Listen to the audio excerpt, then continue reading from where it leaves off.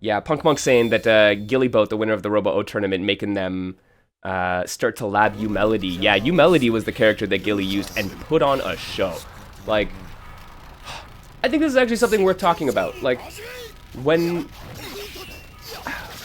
new games or when relatively unexplored games start getting played in a competitive way, you will see some degenerate stuff come out.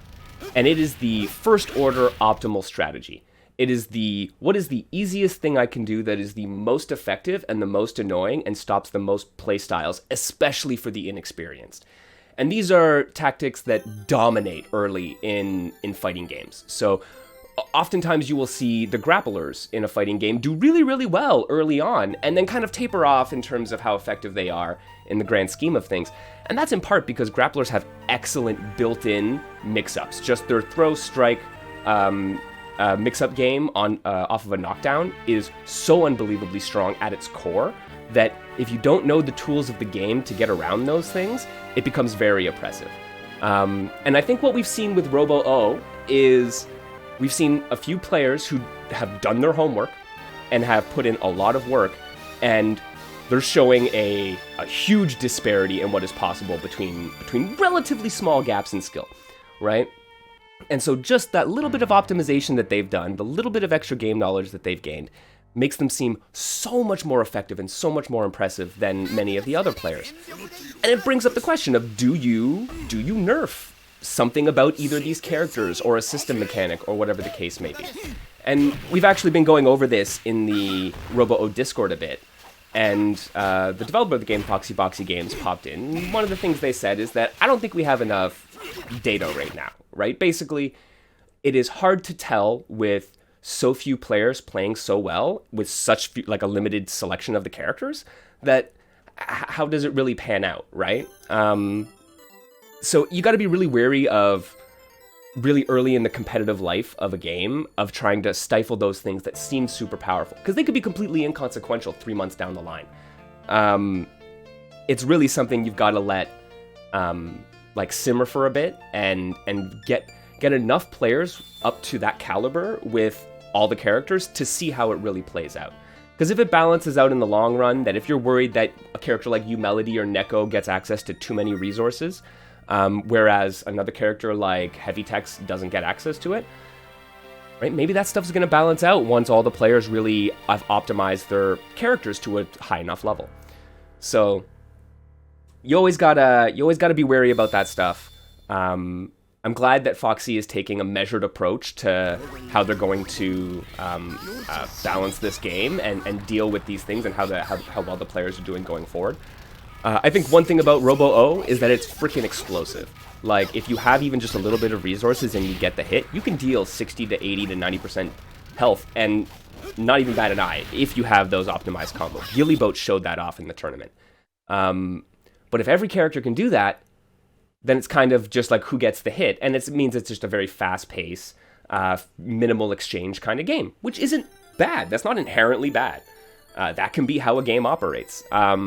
But it all depends on what Foxy's looking to get out of it, what the community's looking to get out of it, and how it kind of plays out in the long run. Punk Monk, yeah, we do have to be quick not to nerf rushdown characters too fast. They always seem to get the heat first, which is another thing. Rushdown characters, very oppressive gameplay style at its core. So if you get hit with a rushdown character and they seem really strong, they might be. Are they too strong? That's hard to tell if the players playing those rushdown characters are just a step above what is being put on display with the other characters. It may well be that those other characters don't struggle as much once you hit a high enough tier. And I mean, determining where like how effective things are, how down the like skill ladder is another very tough development challenge, and one that, you know, Foxy is going to have to look at and say, what do I value and where do I want this to land? Funk Monk saying with Neko's meter, yeah, too strong with her air cross-up stuff as well, but you got to lab that, right? It's like you can learn some defensive options. Even I was doing that all, because you can jump in with a heavy attack and then cancel and dive kick, and then you can cross up, or you can land same side and you can go high or low. That's a fantastic option, but you can get jabbed between your jump heavy kick and your jump dive kick. So once players learn that, and Monk learned that, Gillyboat learned that, Mohas learned that, right? Like all these players learn that, and they were really stopping a lot of that rushdown, which is partly why I had to switch to Ring King when I was playing against Gillyboat. It's like, if that wasn't working, I was going to take it, okay, I'm going to play a farther range game with my rush punches and try to anti-air more.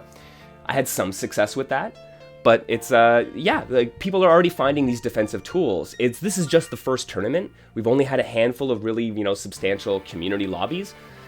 There's still a lot to figure out before we say, hey, too much, right? But it was so fun seeing people tackle this game and bring out their various bits of tech.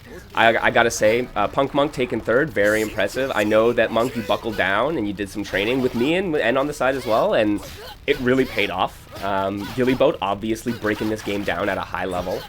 But even mid-tournament, we had players like Tarao and Flynn Zhe who barely ever played the game, if at all.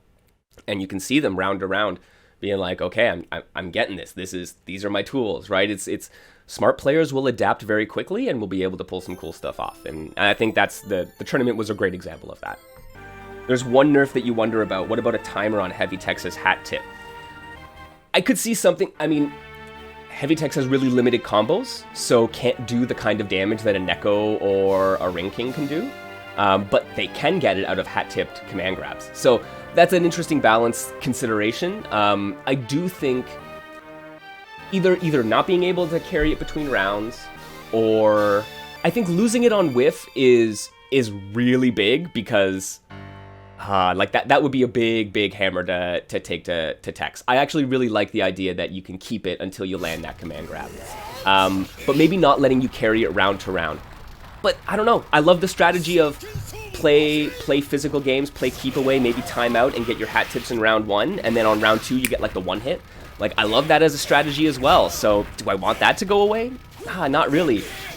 Man, this is why I'm not a game designer, because like I would just have paralysis when it comes to these choices. It's like both playstyles offer something really interesting, but both playstyles can be very overwhelming. Do you want those things to dominate? How do you mitigate that? Oh yeah, and absolutely, just playing devil's advocate. I totally appreciate that. And I think that's really important when you look at like the state of a game that you're playing and how you think of it competitively. To look at it, you gotta play devil's advocate sometimes and say, hey, maybe that thing that I really like is not great for the wider competitive scene, or even just the wider casual scene, right? Not every game has to be competitive. But if nobody wants to hang out and chat and play with you, then, I mean, how much value is that? Yeah, I think that was Flynn, Monk, that did that in tournament, where they stored up the hat tips for the second round and then just fish for it. And because you don't lose your hat tips on a whiffed command grab, then they were able to actually fish for it. And it's like, fine, I'm gonna eat those neutral jumps into heavy, into whatever, and I'll get my next chance. And I grab you once and you're done, right? I love that as a tactic. So yeah, I don't want to necessarily see that go away.